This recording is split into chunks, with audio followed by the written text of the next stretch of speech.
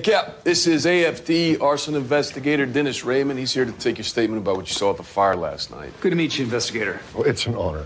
I've been following your career since you got to Austin. So, according to Captain Ryder's IR, upon leaving the structure fire at 1840 Pecos Thursday, you stated that you were certain it was arson. That's right. Can you walk me through what led you to that conclusion? But first, maybe start with how you arrived 5 minutes before the fire company. I was in the neighborhood. I was at a coffee shop getting a green juice. Yeah, he drinks that stuff by the gallon. Small thing.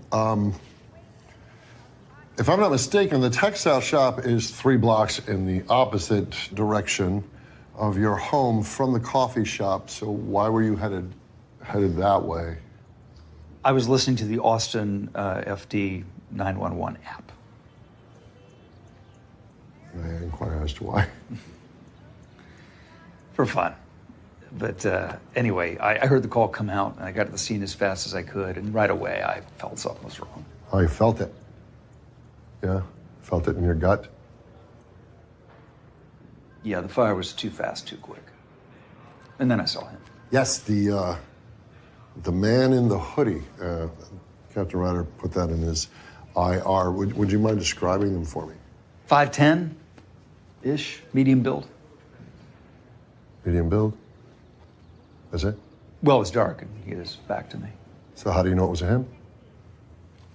Well, I don't, but I know the profile of an arsonist. And what would that be? Loner male, feels inadequate, wants to exert some sort of power in his life. Look, I think if you go back and look at the security cameras in the area, you're going to find him. We did, actually. Nothing. Look, the burn patterns at the point of origin were classic, sharp V, telltale sign of arson. Yes, it can be, but not always. I've been doing this over 30 years, investigator. Fire doesn't move that quickly without help. The dogs found no traces of accelerant.